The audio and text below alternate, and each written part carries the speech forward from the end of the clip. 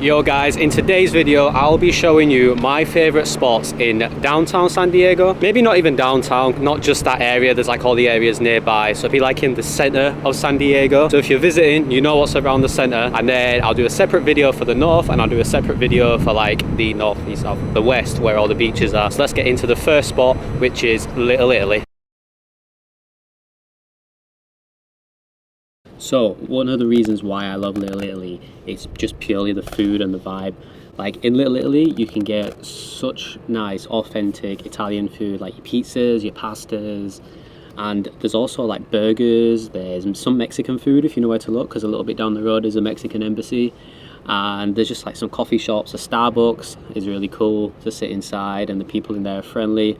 But here's some facts about Little Italy.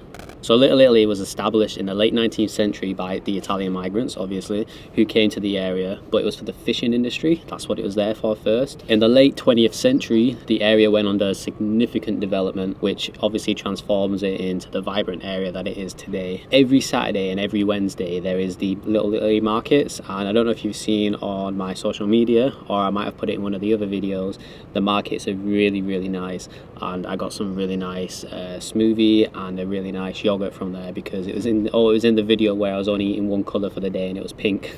The iconic Little Italy sign in the start of the area is where people take photos all the time. There's one on this side and there's one on the other end as well. And honestly, if the bars aren't busy, the people walking in the middle of the road and taking photos before the cars come is insane. Like there's so many people that I've seen like nearly get run over, but you know, it's all for the picture and it actually looks pretty cool. Now let's head to the next spot, which has pirate ships, amazing buildings, and an army museum with warships, and even two people kissing each other.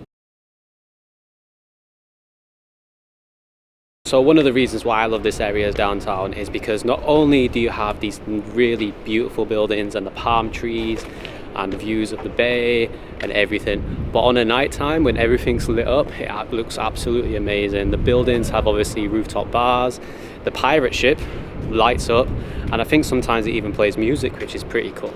It just looks really pretty, and it's a really chill place, a really good, nice place to vibe. Go for a walk, go for a wander. If you're bored of just being inside the house, you can just go for a walk down the bay, down to Seaport, walk past the museums and everything. So yeah, it's just a really vibey place, really good place to be, and just looks amazing at the same time. So the USS Midway was commissioned in 1945 and was the largest ship in the world until 1955. It served as the largest ship in her class for nearly 50 years, guys. The USS Midway played a significant role as well in the Vietnam War, the Operation Desert Storm, and it served as a floating city launching airstrikes against enemy targets all them years.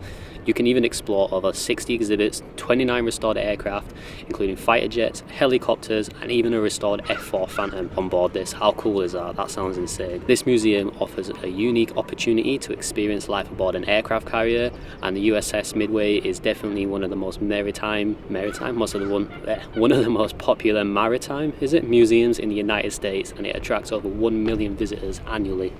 How crazy is that? And I'm not entirely sure, so don't obviously hold me to this, but from what I've seen, that kissing statue is to like celebrate like the men going to war when obviously they had to leave their wives and everything, and just to celebrate them coming back and, you know, surviving and accomplishing all them goals that they accomplished in the war. Honestly guys, just the vibes on the night time are just crazy, just with all the lights and everything. And I do try and come down here for a walk every now and then, clear your mind, have a nice peaceful mindset, but that's why I like this place. So let's go on to the next place, which is actually a very interesting spot for food and a bit of nightlife, and you won't even expect it. It's a little hidden gem. So the reasons I love Seaport Village are because I think it looks super cute. The buildings look very like fairy tale, like Hansel and Gretel kind of vibe. I don't know, that's probably the wrong words to say, but for me it just looks really nice. And especially again, just like the downtown Bay Area on a night time with the lights, it's all lit up. It is absolutely beautiful, and don't worry, I'll be getting some clips tonight when I come back down and you'll be able to see it as well. But there's amazing like food places. There's a really nice taco shop which I really want to try, which I might also try tonight when I come back, to be fair. There's just like some unique clothing shops, unique like accessories. There's even like a little mini beach where, I don't know if you've seen it in the video, it's like there's a bit of sand and some like deck chairs so you can just sit and sunbathe, pretend you're at the beach. And then that massive patch of open grass at the end is really, really nice because during the day everyone comes there. They fly kites as well, which is pretty cool. I don't think I've seen a kite being flown like out in the wild for years, especially since I was a little kid. So it's nice to see everyone just comes down, they bring their kites, people are selling stuff on little stalls, and everyone's just vibing, relaxing and just chilling in the sun and in the heat. It's just a really nice place to be. And also, of course, like I'm doing throughout this video, I'm trying to give you some facts and some history on the places that I'm visiting. Here are 5 facts about Seaport Village. Seaport Village is a waterfront dining complex and shopping complex, basically looking over the bay. It was built in the 1980s on a landfill over Punta de los Muertos. I'm sorry if I've butchered that, if you're Spanish or Mexican and you've realised that I said that too wrong. And it was on the site of an ancient Native American burial ground and since become a popular destination. I did not know that that was a burial ground because I have a weird thing about death, and if I'd have known that, I'm not too sure I'd have gone over, to be fair.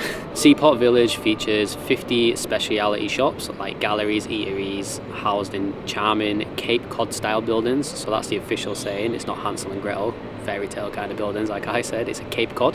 And the village is known for its picturesque landscape, including ponds, fountains, gardens, as well as its iconic carousel, which has been a beloved attraction of the village since opening. Iconic carousel, I don't think I remember seeing that. I'll keep an eye out for that tonight. Seaport Village hosts various events throughout the year, including art festivals, live music, performances and holiday celebrations, making it a lively destination for visitors of all ages.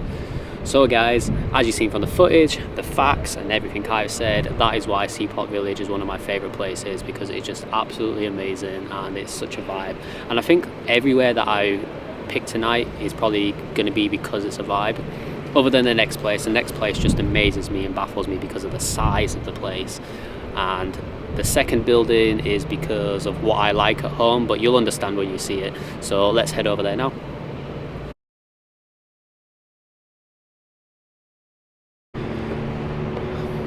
Honestly guys, I'm not even gonna lie, the reason I like the convention centre and the area of Petco Park is because of the views and just purely because of the sheer size of that convention centre. It's massive. Like a building that big, and usually it's empty, it's only used a few times of the year and it's just chilling, it's just sat there like doing nothing. And then obviously across the road, with me being a very big fan of sports, is Petco Park, home to the San Diego Padres. A little bit of baseball getting in. I'd love to have come and watched a game, but it's currently out of season, so I can't come and watch a game, unfortunately. Although that would be a very cool thing to do. But yeah, this is, honestly, it's an insane stadium. It's massive. It's almost like probably bigger than a football stadium, your average football stadium anyway. So I'll get some shots of it, have a look at it, and let me know in the comments below what you think of this amazing MLB stadium is like. So guys, that's Petco Park and the convention centre. Let's head over to my next place, which is somewhere I spend a lot of time, but it's amazing, so let's go.